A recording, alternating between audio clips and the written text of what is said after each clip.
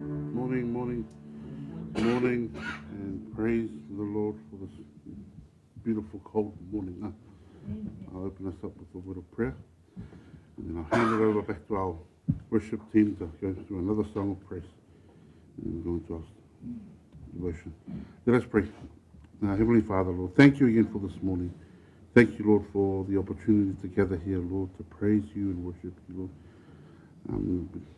Thank you, Lord, for this morning, for waking us up this morning, Lord, for we know tomorrow is never guaranteed, Lord, but we thank you, Lord, that you've woken us up this morning to praise you, Lord.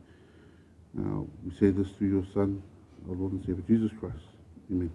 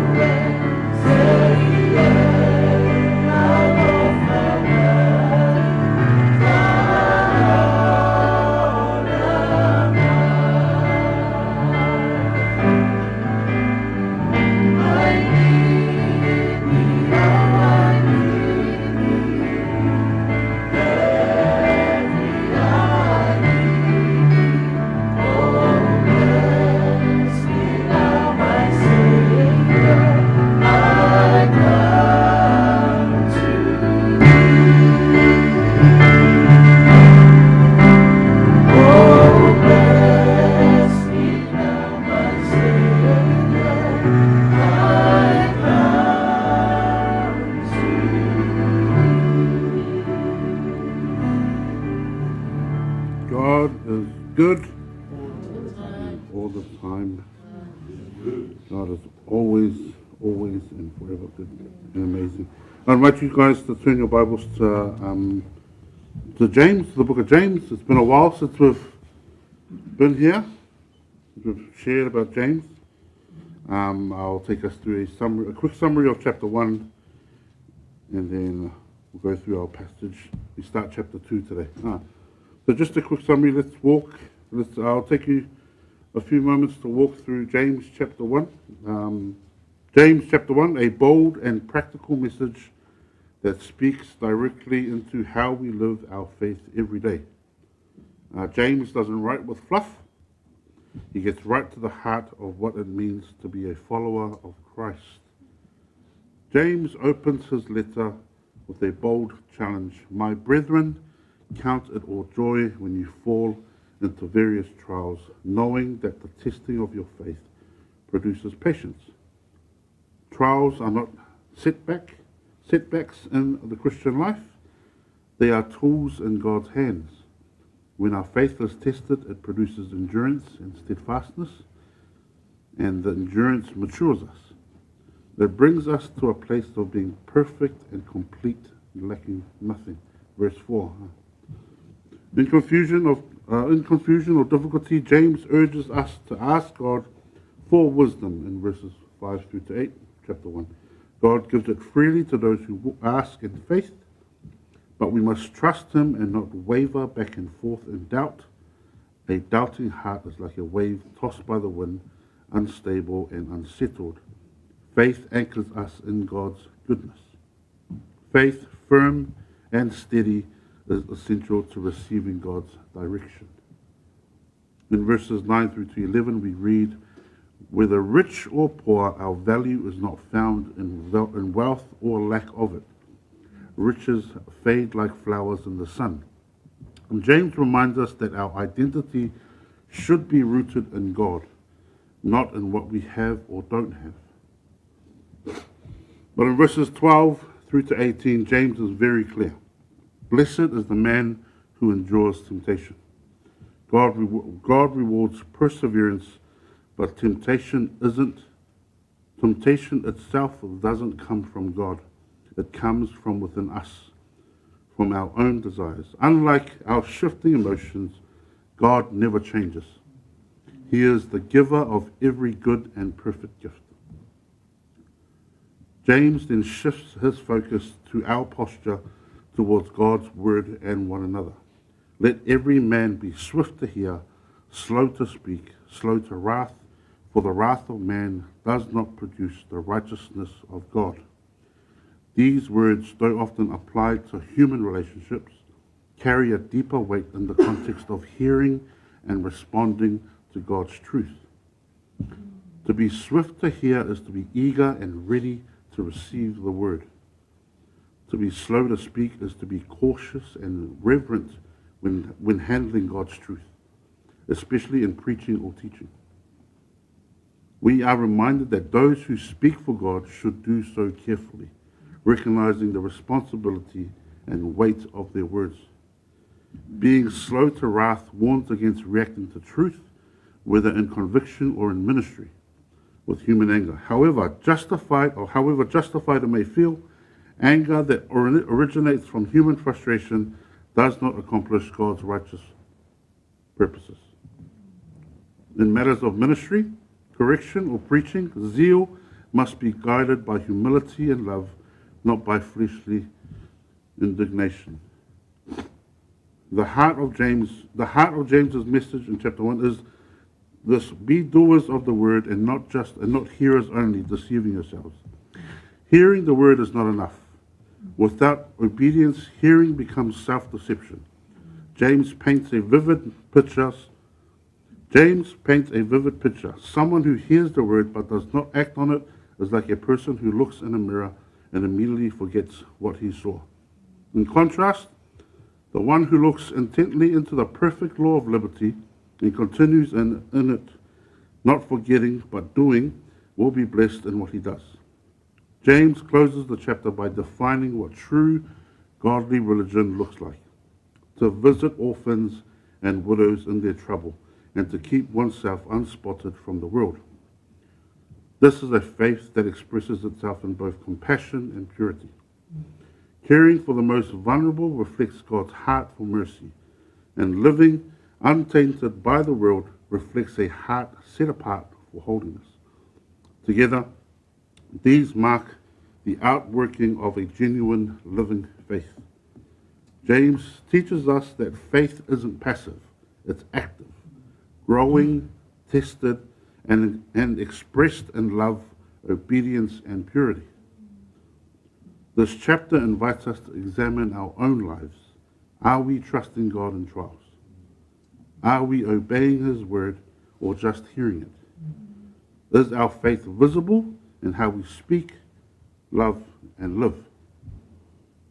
Which brings us to today's passage, what we're going to go through today, which is James chapter 2, verses 1 through to 13. So Yakopo lua whaupo mumua se o ire tutoru. I'll ask our Samoan Bible readers, please. Read Yakopo lua whaupo mumua se o ire tutoru.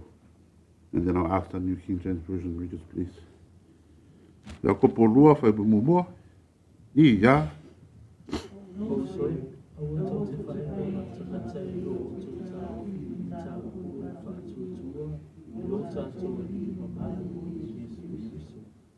Wa whai o watu si tangata i nā o tō whakotonga mani mamaha i ona rungi mo mani o fukura. Ai o watu ai fo se tangata matima mani o furea. Ona o tō whaaro aro atu lea i a te ia o fui o fui ula. O whape atu i ai. Nā nara ia mo i nei mea nei. Ai whai atu i tangata matima. Nā atu ia oi nā. Peno fo ia nei lalo me tuai vai. E mo filita ea mo tō ia te o tō lava. Mo tō whai ma whamasino e ne ana o tō manata. O supele, whakarono mo mai e ne mo fili e tua o e nā tiva i nei lalo langi. Tamau ai e whatu o tua. Tōpia fo ina tō i me mano, o ia wholokola ina mai, ia lofa ina tende. Pei tai o tō, o tō whare tau anoa na tangata matima. I mo whatawa ia o e tamau ai na i ate o tō, na nā tō whetoso i ate o tō i le whamasino. I le o ukulea e i nā tō i swafa le lei o i moa i o tō. Awai foi o ato o tō na ana o tō tu la fono sisi. E tusa mani tusi. I e alo whatu i le rua te tua oi. I le pei o e lava i ate oi. Tu te a mio e rei ai. Ai a whaito te whailo mai na tangata. O tō wangsalai. O whailo i nai tu la fono. Sori tu la fono o tō. A wā o se tausi tu la fono uma. Ai ana sala i se metasi, wano fo sala ia i a uma. Wā o ia na whetalai mai, aua ni muni nua, ua whetalai mai foi o ia, aua le pasi o tangata, a whai e te le muni nua, aua le pasi o tangata, ua whai oe na so ti tula kono. Ia whapea o tau tautana, ia whapea o no tau whaia. Pei o e whakasino ina i te tula kono le sauso. O wā o le alofa, i le alofa ia o ia i whamasinonga. A o le alofa, e oli ia pe a whamasino ina. Praise the Lord. Our New King James Version, please. My brethren, do not hold the faith. Ia. Do not hold the faith of our Lord Jesus Christ, the Lord of glory, with partiality. Gold rings and fine apparel, and there should also come in a poor man filthy clothes. And you say to him, you sit in the good place, and say to the poor man, you sit here in my footstool. And show partiality among yourselves, and become judges of the evil. Listen, my beloved brethren, it is God who chooses the poor of this world to be rich in faith and heirs of the kingdom, which he promised to those who love him. But you don't, the poor man. Do the rich oppress you and drag you into the courts? Do they not blaspheme the noble name by which you are called? If you really fulfill the royal law according to the scripture, you shall love your neighbor as yourself. You do well. But if you show partiality, you commit sin, and are convicted by the law as transgressors. For whoever shall keep the law, and he is stumbled at one point, he is guilty of all. For he who said, do not commit adultery, also said, do not murder.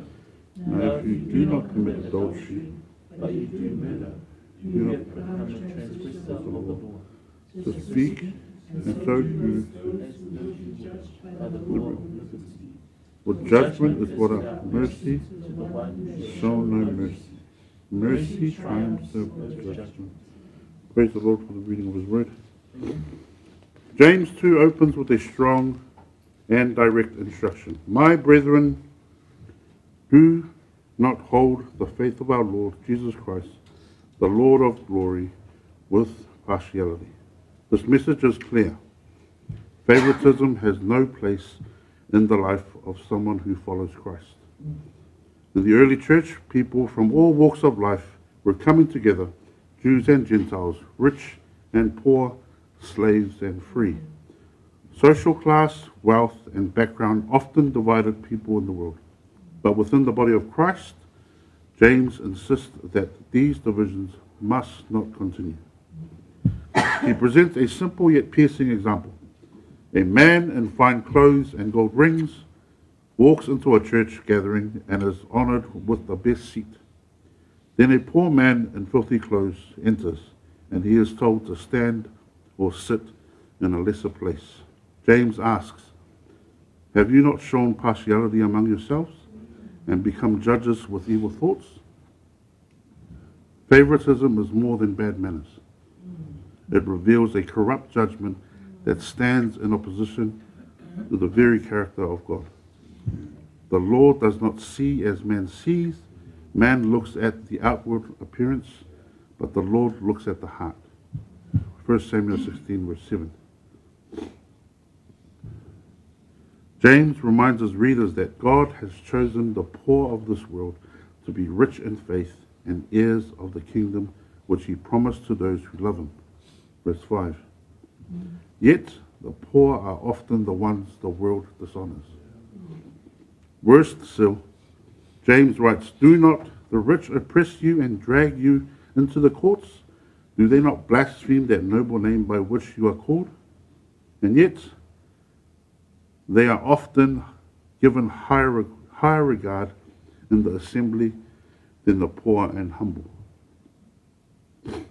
This is not only wrong, but also sinful. James brings the issue to the law of God, specifically to what he calls the royal law found in Scripture. You shall love your neighbor as yourself. James 2 verse 8, quoting Leviticus 19:18. This law, affirmed by Jesus himself in Matthew 22:39, is central to the Christian life. When we show favoritism, we violate that law. And James goes further. But if you show partiality, you commit sin and are convicted by the law as transgressors, in verse 9. Breaking even one part of God's law makes a person guilty of breaking it all. For whoever shall keep the whole law and yet stumble on one point, he is guilty of all. He continues in verse 11, for he who said, do not commit adultery, also said, do not murder. Now if you do not commit adultery, but you do murder, you have become a transgressor of the law. So while one might think favoritism is a minor issue, James puts it on the same level as adultery and murder, not because the action are the same, but because the heart that chooses one sin is capable of any. Therefore, he urges believers, so speak and so do as those who will be judged by the law of liberty. This law of liberty is the gospel, God's word that frees us from sin and empowers us to live in righteousness. It's not a law of burdens, but the freedom to walk in love. And James concludes with both a warning and a powerful encouragement. For judgment is not without mercy to the one who has shown no mercy. Mercy triumphs over judgment. Those who are truly changed by God's mercy will extend mercy to others. Mercy is not just a feeling, it is an action, a choice, a way of life that reflects the gospel itself. In a world that constantly judges by appearance, status, or usefulness, the church is called to be different. We are called to see people as Christ sees them, equally loved, equally valuable, equally in need of grace. And in doing so, we live out our faith that is not just in word, but in deed and in truth. Ask yourself today, who might I be overlooking?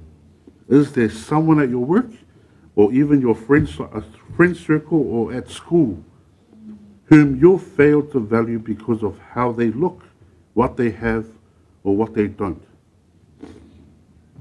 Are there subtle ways you give preference to people who seem more impressive or influential? James challenges us to check our heart, not just our actions. True faith does not pick favorites. It loves with God's love, treats all with dignity, and reflects the mercy we've received in Christ. So this week, family, be intentional. Speak and act with mercy. Go out of your way to include someone who's often left out. Greet someone you wouldn't normally speak to. Listen without judging. And remember, mercy will always triumph over judgment. I'll hand it back over to our worship team to take us through a word of praise, and then we'll move into a silent corporate prayer.